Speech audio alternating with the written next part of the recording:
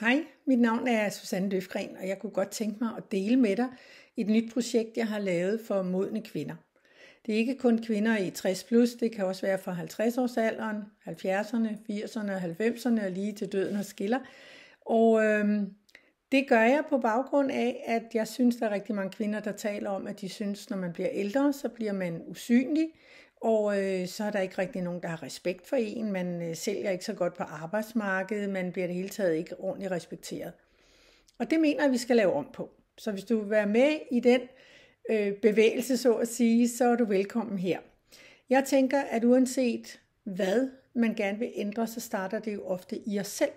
Så vi kan jo spørge os selv, om vi selv respekterer os selv, om vi kigger positivt på vores kropsforandringer, vi kigger positivt på det at blive ældre, om vi bliver værdige, altså ældre på en værdig måde. Og det kan vi nok ikke altid svare ja til. Men det her koncept har jeg så lavet til at bedre på de ting. Kort om mig selv.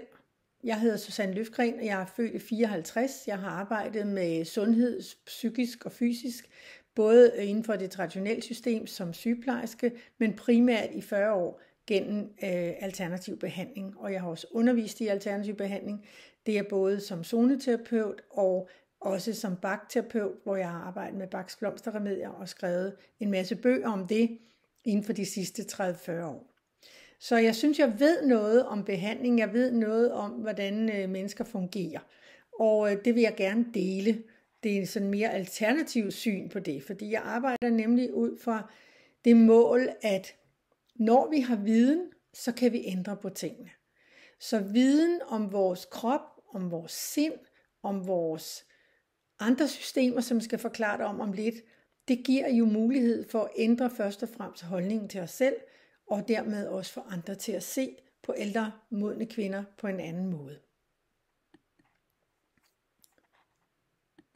Når jeg arbejder, uanset om jeg underviser, eller jeg skriver bøger, eller jeg har klinik, eller som her starter et nyt projekt, så tager jeg altid udgangspunkt i det, der kalder et holistisk menneskesyn. Holisme betyder jo en helhed, og at se mennesket som en helhed, det er jo at betragte, at vi foruden vores krop, så er vi jo også et sind med tanker og følelser, det ved vi nok. Men vi er også det, der hedder et æterisk legeme, altså vi er også livsenergi. Vi har nogle meridianbaner i kroppen, vi har nogle chakra i kroppen, og de har stor betydning for, hvordan vi har det. Så disse 4 planer vil jeg i 4 lektioner fortælle om. Og fordi uden for personlighedens 4 lemmer, der har vi jo altså også et højere selv, vores intuitive plan, vores spirituelle lemmer, og det vil jeg også forklare om, hvordan du kan udnytte den viden til at få det bedre. Det er ikke nogen religion på nogen som helst måde, det er simpelthen bare en forklaring på, hvordan jeg mener, og det gør jeg sammen med millioner andre, hvordan vi er bygget op. Og det er sådan, at hvert legeme skal have sin måde at blive næret på, og det kommer du også til at lære noget om, hvordan du kan gøre. De 4 lektioner er simpelthen bygget op, sådan så at vi hører om disse 4 til 5 planer.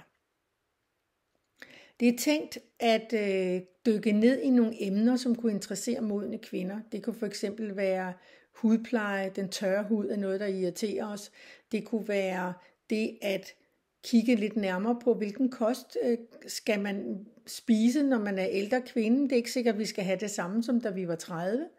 Og det kunne være, at man dykker ned i, at vi jo også er i det sidste trimester, den sidste tredjedel af vores liv. Og der skal vi til at forberede os på, at på et eller andet tidspunkt skal vi altså forlade det. Og der kunne man jo godt tage nogle emner op som døden. Jeg er også meget fortaler for, at vi skal rydde op efter os, mens vi er her, så der ikke er andre, der overtager vores rod. Altså både det psykiske rod, det mentale rod, altså hvordan der kan være rod i vores tankeformer, og rydde lidt op, så de bliver lidt mere positive, men også selvfølgelig det fysiske råd, alle de ting, vi har. Tilhører mange af os en generation, der har samlet til håbe, kan man sige.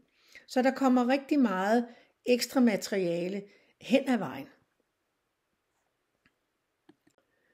Hvis man har lyst til at være med på den her forandringsrejse ind i sig selv, så starter man med de 4 lektioner. Man kan selvfølgelig også vælge bare en af lektionerne, hvis man har lyst til det. Og det er lavet sådan, så det ikke er dyrt. starter op i efteråret 25, og det vil være sådan, så der er en lektion en gang om måneden. Så det er jo maks 199 kroner om per gang, man kommer af med. Og derudover så er der de her ekstra lektioner, så man kan dykke ned i nogle emner, der interesserer en, og de kommer til at koste 99 kroner. Så jeg mener selv, at jeg har lavet det billigt, når man tænker på, at en video vil være på 1 time til 1,5 time. Så gæstelærerne skal jo også have nogle penge for det, de laver, når de laver de her ekstra videos. Vi starter op, som sagt, i efteråret 25. De helt aktuelle datoer kan du se inde på min hjemmeside casu.dk. Der har jeg lavet allerede op, du kan se i venstre hjørne, der har jeg lavet en fane, der hedder Kvinder 60+. Og der vil stå altid de aktuelle datoer. Jeg håber, at det er noget, der interesserer dig, at få kigget på dig selv og gøre din alderdom til en smuk og værdig alderdom. Også selvom du måske lider af en kronisk lidelse, som du måske ikke kan gøre så meget ved, så kan man i hvert fald gøre noget ved nogle af de andre legemer, og som gør, at man kan højne sin livskvalitet. Det er egentlig det, der er mit ypperste budskab, det er at være formidler af viden og erfaring til, at andre kan få et bedre liv. Så har du lyst til at følge med, så kig ind på min hjemmeside, og ellers hold øje med Facebook, der laver jeg også nogle opslag under mit navn, Susanne Løfgren. Og hvis du kommer ind og er med på kurset, så laver vi en lukket gruppe inde på Facebook, hvor vi også kan dele nogle af vores erfaringer med. Hvordan kan vi få det bedre? Ved måske at rykke en lille smule på vores kost, og rykke en hel masse på vores tankeformer, og en hel masse på vores følelser, og hvordan kan vi så være med til, at vi kan få en bedre alderdom. Tak fordi du lyttede. Ha' det rigtig godt.